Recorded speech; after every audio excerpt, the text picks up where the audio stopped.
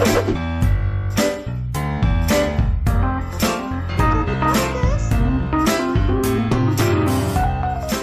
Bruners, kembali lagi di Nongkrong di Podcast. Tentunya kali ini bersama saya Salwa Salgia yang akan menemani Anda di bulan suci Ramadan kali ini. Dan kali ini kita akan membahas anak kos atau anak perantauan di bulan suci Ramadan. Dan tentunya bersama narasumber yang sangat spesial. Halo kakak. Halo. Boleh kakak, boleh perkenalan diri dulu dong, boleh siapa Boleh. kakak ini? Halo semuanya, kenalin aku kakak, panggil aja kakak karena namanya emang kakak. Aku sekarang betul ya anak kos dan sudah ngekos sejak awal masuk kuliah gitu. Jadi insya Allah ada pengalaman nahan lapar di kosan gitu. Itu aja sih teh. Real anak kos ya? Betul. Kalau betul kesibukannya apa nih kakak? Kesibukannya sekarang saya mahasiswa biasa aja sih. Selain itu cuma kadang kalau ada panggilan dari komunitas saya masuk nge-MC di event-event juga. Wow, kakak ini suka masuk komunitas. Betul. Apa aja sih? Saya ikut komunitas cosplay kebetulan. Cosplay nih. Cosplay. Ya, semacam itu. Betul. Wibu dong, wibu. Betul, alhamdulillah Wibu wibu. garis keras nih. Garis keras. Betul. Oke, kakak, kita kan bakal ngebahas tentang apa sih yang dirasakan kakak selama bulan Ramadan selama Ya. di anak kos ini. Nah, kalau boleh tahu nih kak, dari sukanya dulu deh. Sukanya. Kakak sukanya di bulan Ramadan ini apa sih di kos tuh? Entah kakak ngaji kah, mungkin lebih khusyuk atau sholatnya Ya. lebih abdul atau gimana nih? Insya Allah ya. Oke. Kalau saya sendiri sih ya, yang serunya kos Ramadan di kos itu yang pertama kita fleksibel, betul kata Teh Salwa tadi. Misal kalau kita ada kesibukan kita bisa menyesuaikan sendiri gitu. Kalau kita ada kelas pagi nih, oh berarti kita gak boleh tidur sesudah sahur, takutnya kebablasan.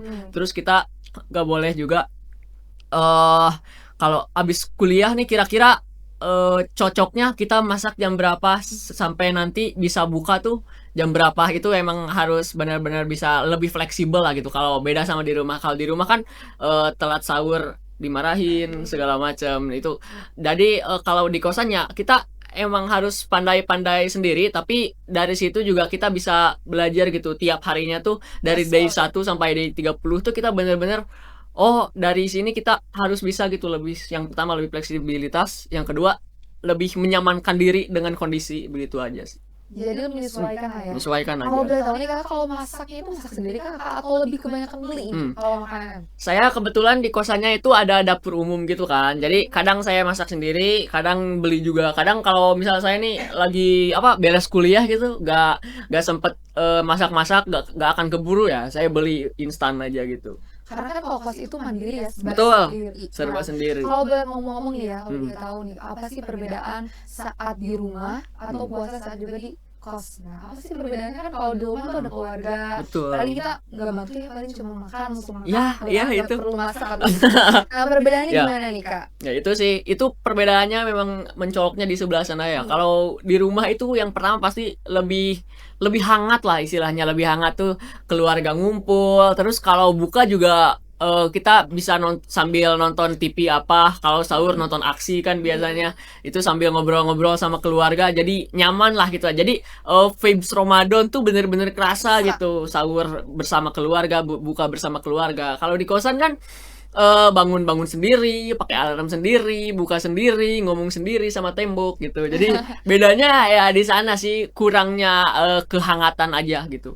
Kalau yang dikangenin selama bulan puasa ini di keluarga itu apa nih? Apanya nih yang paling Yang dikangenin. kangen masakan orang tuanya kak atau seperti apa? Kangennya apa nih? Ya itu betul ya, kangen masakan orang tua juga. Karena kalau di kosan ya kita seadanya aja gitu. Kalau masak bahan seadanya, kalau beli ya sesuai budget juga gitu. Gak bisa kita maksain mau makan enak tapi dompet kita bikin gak enak hati gitu, gak bisa. Jadi terus juga kangen sama kehangatannya, suasananya. Walaupun kadang saya suka ribut gitu sama adik saya, rebutan apa, tapi ya itulah yang bikin hangat gitu, yang bikin kangen. Jadi kehangatan keluarga. Betul. Ada sedihnya nggak sih kak kalau kayak gitu? Sering gitu kalau Ada keinget. feeling lonely nggak sih? Betul, feeling lonely itu benar-benar terjadi gitu. Kayak apalagi nih kalau misal kita tuh benar-benar lagi ada di titik terendah itu nggak bisa kayak kita nggak ada duit, nggak ada makanan, terus kita juga malu gitu minta sama orang tua kan gitu, mentok-mentok nasi kecap lah, ya itu sedih. Sedih banget ya. Ya itu beneran. Apalagi kalau duit menipis. Nah, itu. Aduh, itu pasti sedih banget ya. Betul. Nah, jujur nih, kalau sahur itu tuh sahur beneran sahur makan atau cuma niat sahurnya aja nih? Kalau kakak seringnya gimana nih? Kebetulan saya sahur itu rajin. Waduh, Masya Allah ya. Rajin bertahan.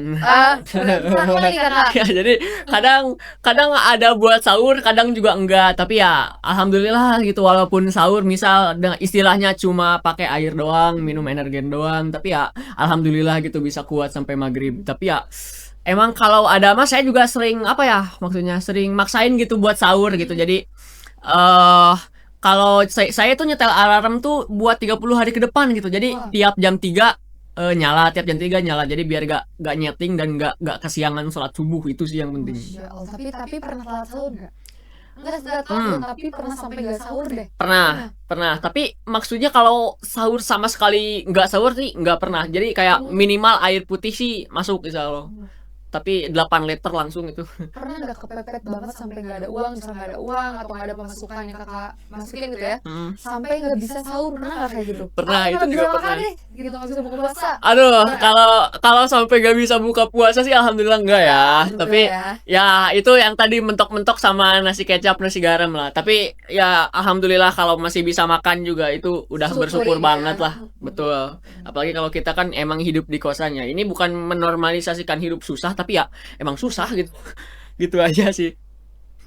Kalau buat nunggu puasa kan tadi kesibukannya tuh udah kuliah, terus masuk komunitas. Betul. Itu nih kalau lagi di kos nunggu sahurnya tuh apa nih? Apa kayak nunggu sahur, nunggu buka puasa? Iya, biasanya ngapain? Nonton anime kah atau tadarusan atau gimana nih? Itu kadang saya tergantung mood sih masuknya kalau ngabuburit di kosan tuh. Kayak biasanya abis kuliah sore tuh biasanya kadang main game, karena emang moodnya kan kita lagi capek, pengen refreshing dikit lah, kita main apa gitu. Terus nonton anime juga itu lebih santai lah, jadi sambil rebahan sambil nunggu azan gitu. Tadarusan juga alhamdulillah jalan ya itu. Berapa juz nih kak, udah berapa juz? Sekarang alhamdulillah sudah adalah pokoknya. Adalah ya. Adalah pokoknya. Iya udah. Kalau boleh tahu nih kakak ini cosplay jadi apa nih hari ini? Sekarang ya saya cosplay sebagai Pak RT. Oke, Pak RT. Mungkin cita-citanya apa? Bukan. Oh, bukan apa? Jadi Pak RW. Beda jauh ya kakak. Iya. Iya. Oke, kalau buka puasa nih kalau menurut kakak yang paling seru tuh apa sih kak? Entah ini warung makanan atau takjil atau apa nih? Yang paling seru menjelang buka sih pasti waktu berbukanya gitu, karena salah satu hikmahnya kita dari berpuasa gitu. Jadi makanan atau minuman apapun yang kita cicipi saat berbuka puasa itu nikmatnya akan meningkat 10 kali lipat gitu teh. Biasanya ngabuburit kemana nih kak? Aku nih kebetulan nih, aku kalau ngabuburit emang seringnya di kosan aja gitu, melakukan kegiatan yang tadi, yang nonton, main game, tadarus insya Allah, terus bikin apa, ngegambar kadang ya gitu. Bukan gak mau sih, gak ada aja. Gak ada teman, gak ada yang ngajak. Kamu belum ngajak. Aduh, nanti sama kita berarti saya nggak ada duit. Aduh. Tapi seru nggak sih menurut kakak? Apanya? Kalau bulan puasa di kosan itu atau lebih banyak dukanya sih kak? Kalau buat saya sendiri sih ya emang harus bisa menyesuaikan sih. Jadi kalau misal kita lagi ada dukanya, itu kita jangan bikin diri sendiri kita berduka gitu. Jadi ya kalau misal kita sedih, keingat rumah, keingat besok sahur sama apa, ya itu gak usah dibawa pusing gitu. Kita ambil santai aja, kita nikmati, kita syukuri gitu. Jadi alhamdulillah ke hati kitanya juga tenang, karena kita menjalaninya juga dengan sukacita gitu. Berarti aku udah berapa lama sih ngekos di sini? Saya ngekos dari semester 1 tahun 2023 ya, sekarang 26. Udah nyaris 3 tahun lah. Kurang lebih. Berarti udah lama ya? Alhamdulillah. Tapi masih tetap bertahan ya sampai sekarang. Ada alhamdulillah bertahan. Aduh udah capek nih kuliah atau gimana, ada kayak gitu nggak sih? Kalau itu sih sekarang buat kuliah. Ya kalau itu pasti ada lah ya, kayak misal ya capek kita nih abis kuliah berapa matkul, terus tugasnya juga banyak, terus ada tuntutan dari mana kita harus apa, tapi ya apalagi ya itulah tuntutan-tuntutan dari orang-orang itu kan banyak ya yang masuk. Jadi emang harus benar-benar mengkondisikan diri sendiri gitu dan keadaan sekitar kita. Emang ya kalau itu kepikirannya sering gitu kayak pengen berhenti tapi udah nanggung itu kita gak boleh langsung apa kalau sekalinya kepikiran tuh langsung dihempas gitu pikiran itu tuh gak boleh kepikiran kesana lagi gitu. Karena tuntutannya banyak banget juga ya, Bu. Betul. Tetap semangat aja ya Kak buat Amin, kuliah amin, di amin. kosan ini. Nah, yang Kuliah di paling kampus bukan di kosan. sorry, iya kuliahnya di kampus Iya. ya. Tadi semester berapa nih Kakak? Sekarang semester 6. Berarti udah hampir akhir semester. Ya, udah harus Udah mikirin nyiapin apa judul. aja sih Kak? Udah nyiapin apa aja sih Kak buat skripsi? Aduh, saya mikirin nyiapin sahur juga belum ini. Apalagi skripsi gitu ya. Skripsi ya Allah nanti Tapi aja ini deh. tantangan terbesar di kosan itu apa sih Kak selama bulan Ramadan? Tantangannya deh apa nih? Ada nggak? Itu sih kalau tantangan terbesar ya selama puasa di bulan Ramadan itu menurut aku dalam memanage keuangan Kak. Betul karena pemasukan dan pengeluaran kita itu kadang gak sama gitu, kadang gak menentu kayak sekarang nih kita beli buka sama apa, terus besoknya sahur sama apa. Terus seterusnya itu kan pasti beda-beda gitu kan ya. Jadi ya yang keluar beda-beda, yang masuk juga nggak begitu spesifik gitu. Jadi dalam mengatur keuangan itu emang harus bener-bener aja sih. Itu tantangan yang paling besar Ini menurut saya. tantangannya memanage keuangan ya. Berarti ada Betul. perbedaan nggak sih di bulan Ramadan sama di bulan hari-hari biasa? Ada Kalau perbedaan nggak tuh? yang saya rasakan itu terasa banget ya perbedaannya. Yang pertama misal kalau bulan Ramadan kita ya paling belanja-belanja kebutuhan kalau buat sahur, buat buka. Dan yang paling gede mungkin kalau ada ajakan bukber ya. Itu kadang saya masuk 4-5 ajakan itu dan sekalinya jalan kan bisa 30.000 itu. Wah, itu lumayan tuh bisa 3 porsi nasi Padang. Ya. Udah berapa kali nih diajak ngabuburit? Ngabuburit. Buka bersama ya, bukber. Ya, bukber. Bulan ini ya, tahun ini Ramadan sejauh ini udah ada 5 ajakan, tapi yang Itu tuh paling ini besar cuma dong 4. ya? Betul. Buset. Ya, sekarang aja 30 kali 4 tuh. Wah, lumayan Lumayan tuh. ya. Lumayan tuh. Ada nggak nih momen yang paling kakak ingat selama di bulan Ramadan di kos itu apa sih kak? Yang paling momen yang inget banget sama kakak gitu sampai pulang ke rumah tuh kayak wah inget banget nih kalau kayak gini gitu. Itu apa sih? Ada satu momen tahun kemarin ketika bulan puasa gak tahu hari keberapa gitu lupa. Yang pasti saat itu tuh saya mendadak sakit. Waduh. Oh, bayangin Di kos nih? kita di kos. Wah. Kita puasa, kita di kos sendirian terus sakit gak ada yang ngurus. Wah, itu bener-bener Sedih banget sih itu ya. ya itu bener-bener kena banget lah fisik dan mental juga kita harus gimana gitu gak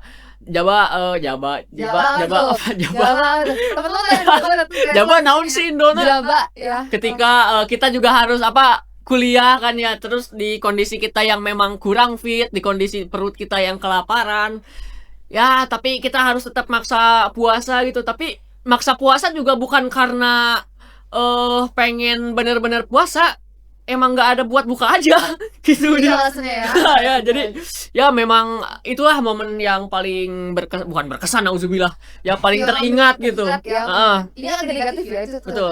Ya, soalnya itu juga bukan sehari 2 hari gitu. Kadang waktu itu tuh kalau nggak salah bisa seminggu atau 8 hari lah. Ya itu lumayan lah karena Berapa itu dong kuliahnya nambah gimana? juga pengeluaran.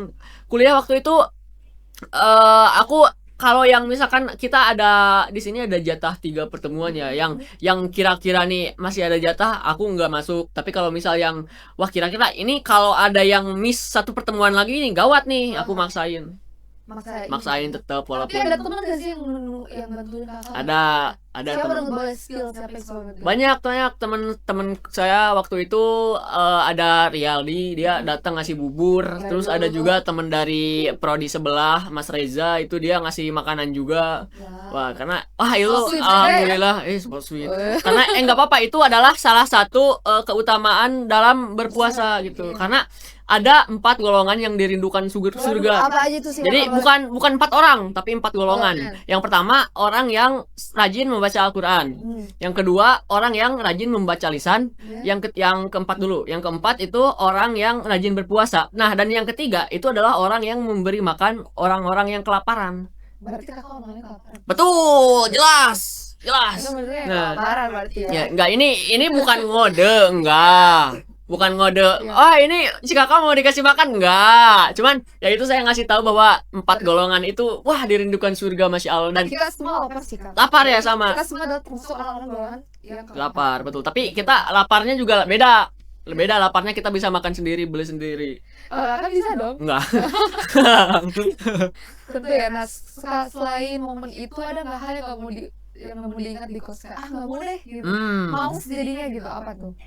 Ya itu sih ketika misal kita udah capek-capeknya kuliah, kita juga harus berpuasa, tetapi banyak hal-hal yang bikin kita nambah kepikiran gitu, kayak mikirin uang buat kos bulan depannya, mikirin buat besok sahurnya, kayak hal-hal tersebut tuh emang kita kan nggak perlu pikirin, maksudnya nggak usah kita ambil pusing, tapi tetap aja ada masuk ke pikiran gitu, kayak ngapain sih mikirin ginian, toh besok juga insya Allah lah kita bisa menjalani gitu. Tapi ya seindah-indahnya rencana kita kan insya Allah rencana Allah lebih indah ya. Masya Allah. Insya Allah, insya Allah. Kakak sangat bersyukur banget ya. Ya insya Allah ya, harus bersyukur lah kita mah jadi manusia di mana-mana Ada juga. ini nggak sih pesan-kesan atau buat teman-teman di sana yang buat orang-orang yang ngekos di Ramadan ini gitu, apa sih pesan? Ya buat temen-temen mungkin ya seperjuangan, sekosan Apalagi juga jauh sih keluarga sekosan. gitu. Betul, Nah, apa nih pesan? betul. Buat teman-teman yang satu perjuangan ya, walaupun nggak satu kos ya enggak dong. Kita harus bisa tetap bersyukur lah teman-teman. Intinya kita harus banyak bersyukur. Kita harus menjalani apa yang kita bisa, menjalani apa yang menjadi kewajiban kita. Jangan sampai menjadi anak kos itu justru menjadi celah bagi hati kita nih. Aduh, kosan sepi nih, buka dikit bisa kali. Itu gak boleh teman-teman. Jadi ya ingat teman-teman, walaupun kita di kosan sendirian tetap bakal ada yang ngelihat siapa? Allah. Iya, itu dia. Jadi itu dialah teman-teman, harus bisa sadar diri, pandai-pandai menjaga diri, dan juga pandai-pandai nyari duit buat buka, buat sahur. Itu aja sih teh. Oke, intinya tuh harus bisa memanage waktu dengan sebaik-baiknya. Betul, manage waktu, manage keuangan, dan juga banyak bersyukur. Betul sekali. Paling penting bersyukur. Banyak Karena bersyukur. apalagi jauh keluarga, terus juga kita hidup sendiri, mandiri, tentunya harus tetap bersyukur. Betul. Nah, kakak kali ini mungkin podcastnya sampai hari ini. Sorry, hari ini podcastnya sudah cukup sampai sini. Oh, udah mau buka? Iya, udah mau buka nih, udah setengah enam. Oh, siap. Iya. Siap. Terima kasih kakak buat hari ini Sama-sama. pengalamannya, dan terima kasih buat pesan-kesannya buat teman-teman di sana. Dan buat teman-teman di sana juga jangan lupa untuk subscribe YouTube kita. Apa sih kak nama YouTube-nya? Kru Dokumentasi Uniga. Betul sekali. Terima kasih ya. Aku pamit dulu. Aku Salwa Talbia dan Saya Kakak Muhammad Latif. bye bye.